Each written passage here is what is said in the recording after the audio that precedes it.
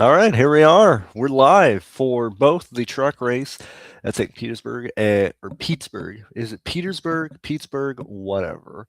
And then the Xfinity race at COTA. Both races will be talked here. I'll probably be for at least an hour and 15 minutes because I got nothing better to do right now. You know, if you got any questions or anything, feel free to throw them in the chat. If let me just make sure this is there. Cool. Yeah. If you do want 50% off your first month of a PayDirt membership, which right now the price is $40. You can get a membership for $20 a month. Use the code PD Welcome for 50% off your first month. I mean, nothing's gonna be shown on the screen because we've moved away from that. Everything is behind the paywall, but I'll be talking about how I'm looking at both these races and my approach and at least opinions like that. When we look at where we're coming off of Atlanta, actually, first off, what a disastrous Atlanta. Uh, Weekend. That was brutal for both the. I think every race I had, everybody got completely like obliterated. Right, Bell gets wrecked at the very end of the Cup race, and solidifies no money being made. All my pivots literally got killed on like lap 5 of the Xfinity Series race, and then everybody who I played last week uh, at Atlanta is starting the back here because they all ran into issues. We'll just reiterate, Hemrick broke a suspension. Tanner Gray had a tire go down. He went 4 laps down. Ty Majeski had a tire go down. He went 3 down. Lane Riggs had an issue. He had to pit. Went multiple laps down. Uh, Infinger had the same issue. Barely got back in somewhat contention for a lucky dog, and then we just had the yellows and yellows. Caden Honeycutt had an issue. Stuart Friesen ran out of fucking gas. Like what are these idiots doing, right? And so when we look at the starting grid today, it was set by the metric just since we didn't have a qualifying condition. NASCAR only brought 2 sets of wet tires, and they didn't want to waste one of them during or having them be used in qualifying. Also, they didn't want the different groups to have different track conditions, so they just canceled qualifying, and they practically did not have any practice. If anything, we had 3 to 4 laps of practice for these guys because Cole Butcher knocked the wall down and then continued to be a moving chicane and then hit the wall again and then got stuck in a tire barrier. And so literally these guys, if you made it onto the track, you got quote unquote shakedown, not even like you may have had 1 to 2 laps at like somewhat decent speed, but this is the first time any of these guys outside of the IndyCar regulars or retirees or whatever, outside those guys, these people have never been on a street course, right? We typically see that trucks at road courses are typically pretty volatile in terms of the aggression standpoint because most people end up overshooting corners, they get in the grass, whatever the case may be. The fact that we have literally, okay, everybody who was in a good car last weekend are like in the the special cars, team cars, where you don't have full-time drivers, you're just bringing in good people, like Kyle Busch came in last weekend, so on and so forth. Hocevar came in last week, and so on and so forth. So we have a lot of people hopping in cars today that are, in decent vehicles, but they're in here because of their name or because of, that's, Tricon special, truck or the special truck for Spire, whatever. So we have, you have Hinchcliffe, Franchitti, um, Adam, tons of guys coming in from the open wheel side because this is seen as the the what is it called? I just went blank. Secondary series for the IndyCar at St. Pete, and oddly enough, like you listen to these IndyCar guys talk about it, and they're like, for whatever reason, they are very intimidated by the fact that this is a support class and that they are like really actually nervous about running this race, right? So we have all that going on.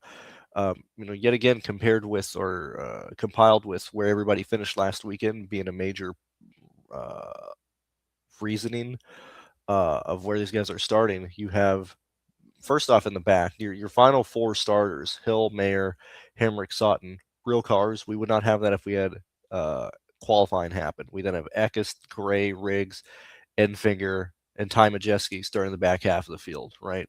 We see that this racetrack, and I don't have it saved on this sheet at the moment, so I got to check, wait for scoring here while I bring up this because it's not on my sheet that I'm using here. This is an 80-lap race, okay? Now you got to remember, this is not a regular road course, so we have non-competitive pit stops. That means nobody gains or loses positions based on pitting. You don't have to short pit or anything like that. What that does mean is that your speed on the track, right? The drivers you are, the cars that you are in, is the only way you're going to be able to pass people, right? Who are the people in this race that would realistically have a decent shot of running pretty well? I'm going to go through the entire grid really fast, and if you're not aware of the grid, I'm sure you can find it somewhere, right? I guess I'm just, or yeah, I don't want to show that on screen. Anyway, I would argue Mozak, Connor, Chandler Smith, Jake Garcia. Those are the only guys I see in the top 10 worth anything. Haley, Dye, Ankrum, Andres, Queen, Friesen, Caden, Chris Wright. Those are the only people in the top 20, right? And then you get in the back half of the field where it's Majeski, Enfinger, Riggs, Gray, Eckes, Sutton, Hemrick, Mayer, Timmy Hill. You see that a good portion of the back half of the field has, the people that we would expect to be able to at least contend for a top 15, top 12, or whatever, right? And so when we're looking at guys who start up front that you could, consider leading laps, I mean, sure, Mozak is starting first, but I'm fairly reluctant to play any major guys starting up front to lead a lot of laps. I mean, the people that I would project laps probably in this order would be Chandler Smith, Ben Rhodes, Giovanni, Connor Mozak. But even still, I think if you were purposely, or if you're playing anybody in the top 5 starting positions, you are doing it just to get different, just to get some, different exposure or whatever, different builds going on and stuff. I'm not going to tell you what my final exposure was, but I'm using all of our PayDirt data and the portfolio manager and stuff, and I'm using lineups that are coming from that because those are lineups that I would just end up building. It's got my seal of approval, or at least what I would want from something using my data, right? And I ended up I'm running 40 lines today, and right off the bat in the first run, I ended up with 95% Hemrick, 95% Eckes, and 95% Lane Riggs. Now I move those down. I won't tell you where they ended up at, but I think that gives you a pretty good idea of where the good plays should be coming from. And then you're going to have people, or you have individuals like Gray, Enfinger, and Majeski who are, pivots are in a very similar range as those people, right? And so, for better or worse, we are back to probably playing, 4 guys from 22nd on back, if not slightly more, depending on how chaotic this race is. Okay, yet again, we have no practice. We have no runoff room practically here. And, I think this is a real situation to where we could have a lot of yellows and a lot of restarts. And now that means chaos, obviously, at the end of the race. But I think that does help a lot of people in the back, as long as they don't, have a checkup or whatever on literally the first lap for these guys to survive and get through. I don't think I really need to go into detail about, why Lane Riggs would make sense, why Eckes would make sense, Hemrick, Enfinger, Majeski, Friesen. Those guys are like clear chalk, right? Obviously, we can all understand why. What I'm more concerned about, or what I'm focusing rather, is pivots that make my lineup somewhat trying to get it unique. I am concerned about duplications in this race, not necessarily the COTA race for Xfinity. I want to start from the bottom of the grid and going up. I really like Timmy Hill. The fact that he's starting last, I would be incredibly shocked to see him get involved in a crash. When we look at everybody starting in the top 15 who will most likely lose positions, I got Timmy Hill projected for 29.45 points. That is probably at least going to be 1, 2, 3, 4, 5, 6, 7, 8, 9, 10, 11, 12 drivers in this race, just as like a baseline, with him finishing, 27th, 26th, so on and so forth. I think Timmy Hill makes a lot of sense. I think Ben Mayer starting 35th makes a lot of sense. I think it makes a lot of sense playing these two together. I think it makes sense using them as your value or one-off. Same thing with Dawson Sutton, right?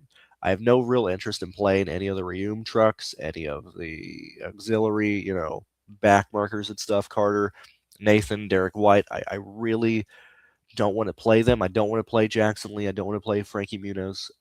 So those are drivers I'm going to be avoiding.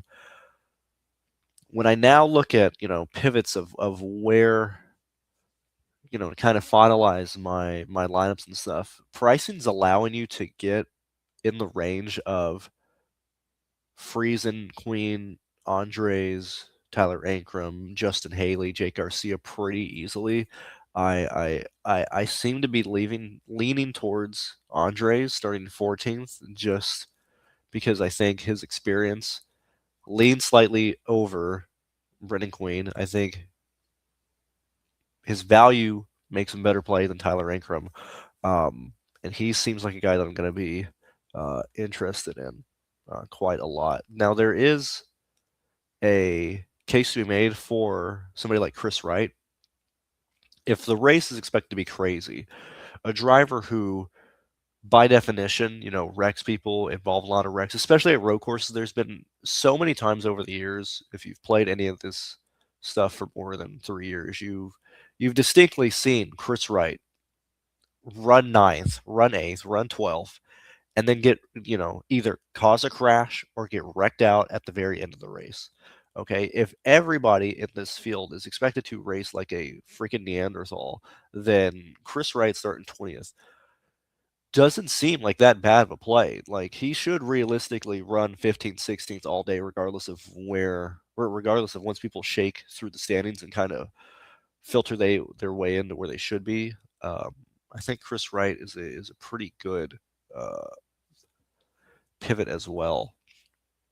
Let me look at this exposure really fast here. See if there's anything crazier, anything popping out here. I think taking shots on just trying to get different in terms of lineups, like Caden Honeycutt.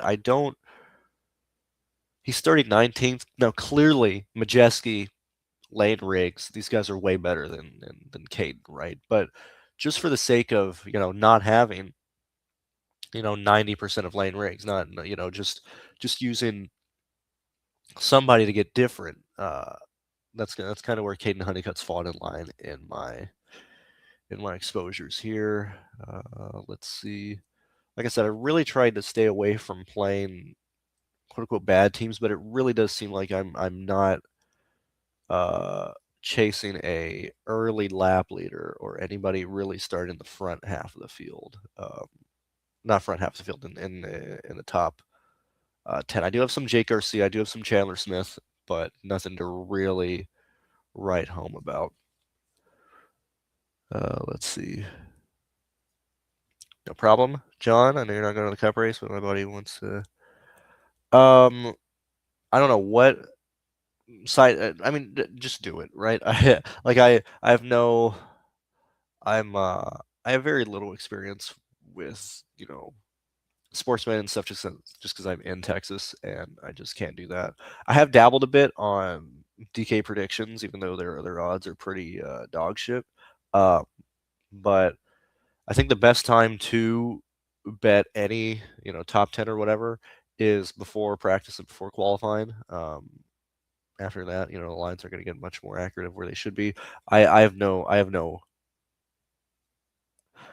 don't lean any way on this, honestly. I think the cup race is going to be extremely hard for both those guys to get a top 10. Maybe betting both on an individual level, but that's that's my opinion on that. But yeah, so the truck or last on this truck race before I move to Xfinity, I do think we see quite a lot of yellows, and I mean Butcher hitting that wall yesterday really showed how awesome these cars look when they plow into a concrete wall. If anybody gets off kilter into the wall or whatever, their day is going to be completely done. Like, it's going to destroy the car to where they're going to go laps down or whatever. So lastly, as I said, when I first started, I had nearly like 90-95% Hemrick lane rigs and Infinger and Eckes and stuff. I really went out of my way to at least diversify up there a bit. So hopefully that saves me, in case, rigs gets destroyed or whatever. Probably favorite play is Timmy Hill. I got him at 34% in my own stuff. I really like Timmy Hill today. He fills out a lot of lineups. As we move on to the Xfinity race at COTA, now obviously this is the exact opposite. We had a ton of qualifying, or not a ton of, well, I mean, we had a ton of qualifying laps and practice laps and stuff. Who DM'd me? What is going on here?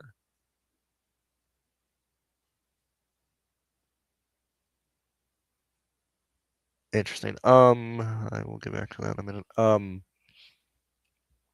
Connor, SVG, clearly the two guys who will be contending for a win. If that does not happen, Sam Mayer, Hill, Allgaier, Jesse Love would be the next of kin, next people to compete for a win in this race. But I really do believe it's between Connor Zilich and SVG. Now, I have played a lot of SVG. I played a lot of SVG last year in the Connor versus SVG, kind of debates and stuff, or races when they went head to head in Xfinity.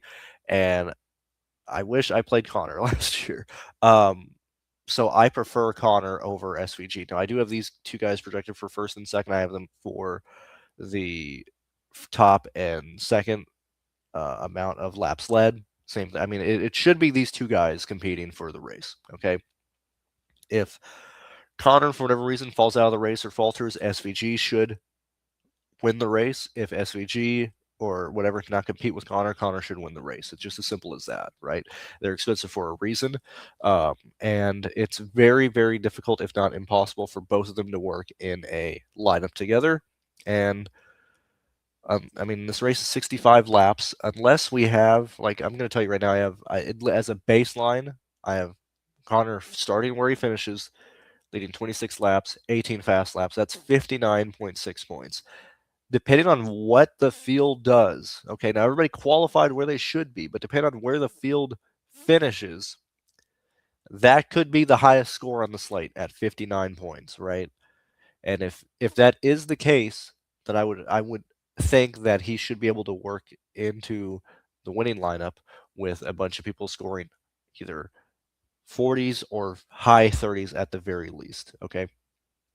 Same thing with SVG. I think those guys are able to project very similar. And the fact that Connor is actually cheaper kind of blows my noggin, because I thought for sure that Connor Zilich they should swap their prices. So I will happily take the 14 on Connor. Everything other than that is going to come down to where these guys are and how good of a value they are. If we're having to pay up, right, then I would expect that you either need a baseline 5x from somebody like at min price like Ryan Ellis, or somebody at least able to score in the high 30s, if not 40s, from their starting position. So who are drivers that fall into that category for this event? I'm going to start from the back of the field and go up. I think Jeb Burton is a really, really, really good play from 34th. Yes, the starting position and practice doesn't reflect that, but I think Jeb Burton, based on how he typically performs at road courses, I think Jeb Burton is a pretty good play. I think Retzloff is a pretty good play.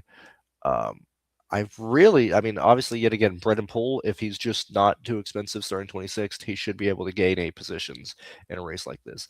I really, really like Dean Thompson at 27th today in a Sam Hunt car.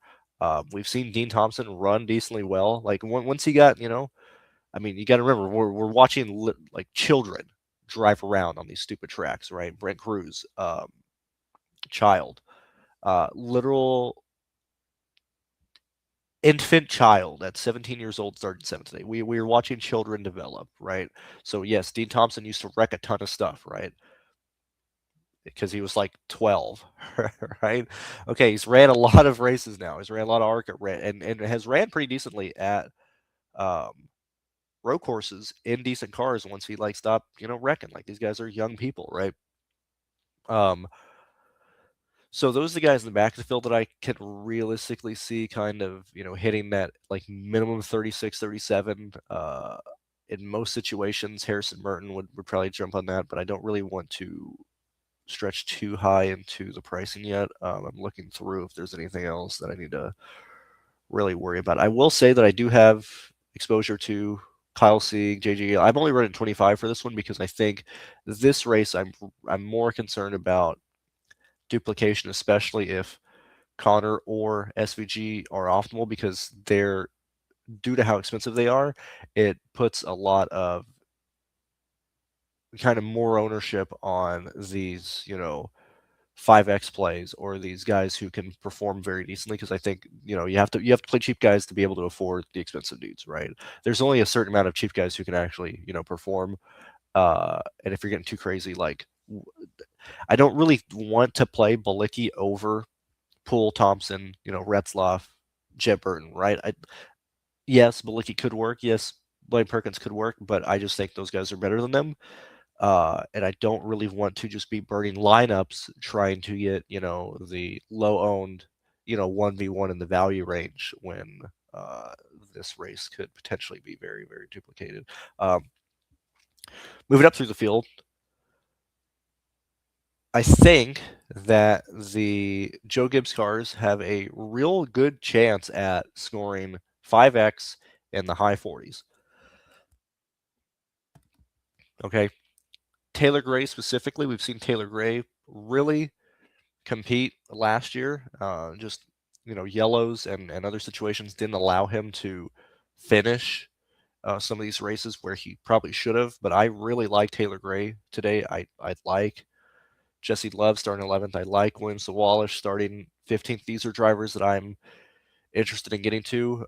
Yet again, if we're focused on Connor and SVG, it's really hard to play Austin Hill. It's really hard to play Jones. It's really hard to play Allgaier. So and so you need those guys to fail in order for those individuals to show up.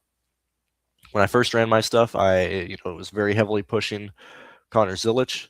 I manually went in and built just did some hand builds to make sure I at least have exposure to SVG today in case that works out. When I look at the exposure rates for this one here, because I think now Zilich should have that tire issue in practice, but I'm not concerned about that. I do want to check. I don't believe they're going to the rear, but obviously do your due diligence before the race starts, see if anybody's going to the rear, but I don't believe that is going to happen here. Okay, so wheel power went into the wall or whatever. I have 74% Connor Zilich in this second race today. That's where I'm at. Everybody else is pretty much spread out between 50% exposure rates for the people that I like based on my data. Let's see what else is going on. I think you can fade both if this race either has a lot of yellows or, I mean, it's 65 laps, so like usually we're concerned about, do these laps like get spread out, and I mean these guys could switch the lead every other lap, but it's very likely that either Connor or SVG will probably lead 70% of this race, if not more. Okay, so you have that going for them. Okay, that automatically probably eliminates the other one, right? But if these guys, if either of them don't win, that's automatically like they're not gonna be in the winning lineup and stuff, right? If that's the situation, then I would see, your lineup should probably be very heavy on, Sam Mayer, Jesse Love, Gray, Creek, Quapple, Allgaier and stuff. And if you eliminate Connor Zilich and SVG, you could make some pretty decent lines with Xfinity regulars. You just need those guys to falter, and I really don't want to do that. I will say that I think Sam Mayer is probably my favorite to win the race if Connor or Zilich falter. But those are really my only real opinions there. Okay, that was James retweeting the stream. Let's see what else is going on. I think that's mainly it. Let's see. We have 2 hours until the truck race locks. We have nearly 5 hours for Xfinity locks. I think. I mean, that basically covered everything. Truck contest. That's about 5,000 people left. We got about 5,000 or 500 people left. O'Reilly has about 5,000 places left. I think that's mainly it. I'm probably not going to play UFC tonight unless just wild stuff happens early in this truck race. I like the truck race more from DFS versus Xfinity today. I think the volatility factor of trucks is very appealing to potentially have solo lineups and can potentially get different versus where I feel like we're very constrained from an approach for COTA and stuff. I would not do this. I think it is absolutely one or the other, and I prefer Connor over SVG. Anywho, I think that's mainly it. I don't really have anything else to add, and thank you guys for being here, sitting here, and yeah, I'll talk to you guys later. See ya. Bye bye.